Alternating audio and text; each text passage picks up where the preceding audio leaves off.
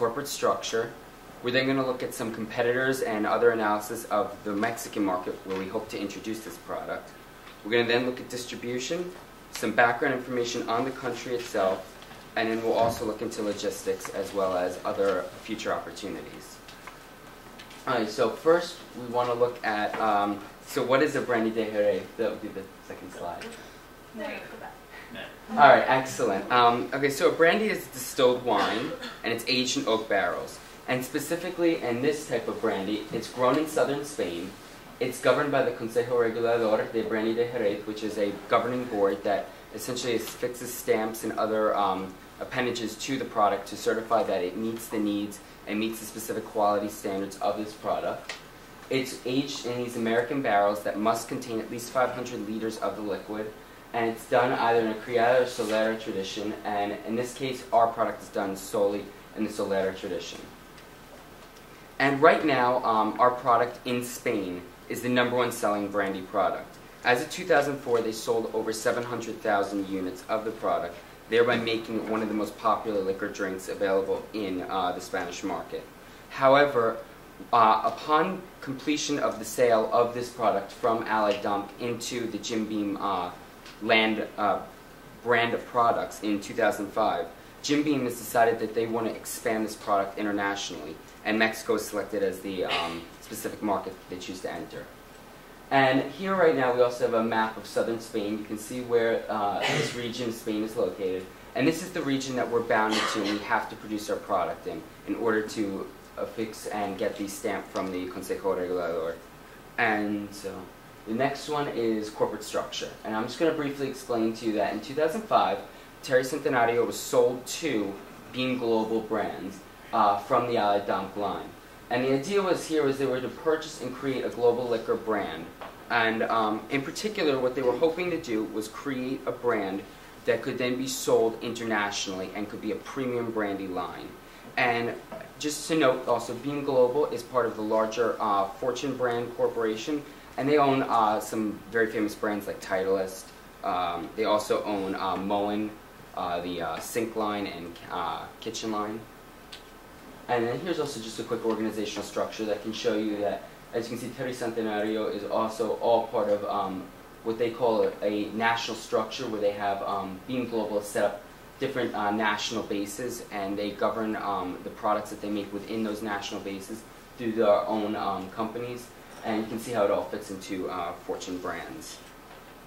And then just briefly to sum up the corporate structure, one of the most interesting things is that right now Fortune Brands, being global, makes over 100 different brands of liquor. They're a distinct entity, meaning that they are not legally part of Fortune Brands. Fortune Brands just owns each different incorporated division. And the whole network is incorporated in Delaware, but it's headquartered in Deerfield, Illinois. And then finally, one of the last things that I'll get into is also, in terms of corporate structure, is that within the U.S., there is a distribution network already set up called Future Brands, and we'll talk more about this when we get to our distribution network. And internationally, we use Maxium Worldwide. And then currently, just also quickly, we're going to talk about how Mexico, the background, is set up. And one of the interesting things is that they wanted to go into Mexico because you have the largest Spanish-speaking population in the world, currently averaging at a little over 80 million speakers. So this would be a perfect place for an extender strategy, and in particular because Spain ruled over Mexico from about 1500s to the 1810 independence by Father Manuel Hidalgo. And also currently we see that there's over $1 trillion a year economy. And then finally, it also happens to be a new growth market. And as such, we think that this will be a very popular brand, and also in particular because there's a strong demand for brandy.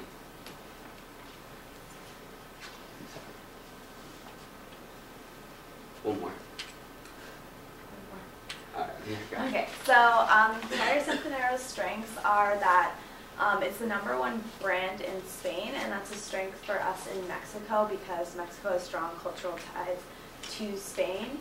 And it's owned by Fortune Brands, which has recently made a concerted effort to expand its spirits and wines division. So it's doubled its spirits and wines division from 19 million cases to 37 million cases. It's also the fourth biggest spirits company worldwide.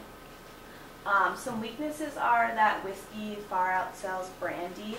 It has a market value of 28.2% compared to brandy's of 8.3%.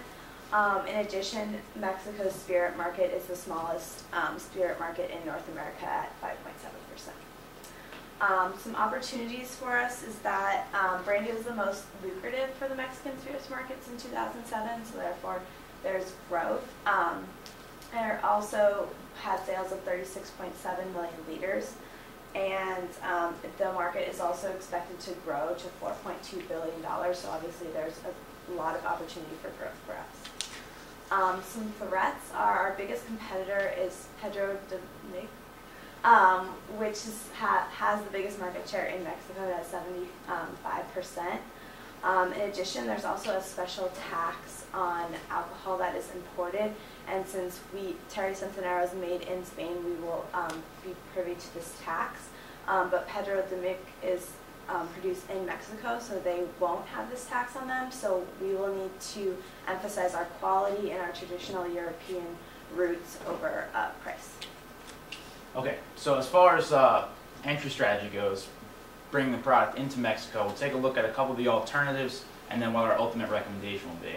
Starting with the direct exporting model, JimBeam Global Spirits has a parent company, which was brought up earlier, Future Brands LLC, and that's their in-house distribution company. And starting in 2005, they put an emphasis on their wine and spirits division.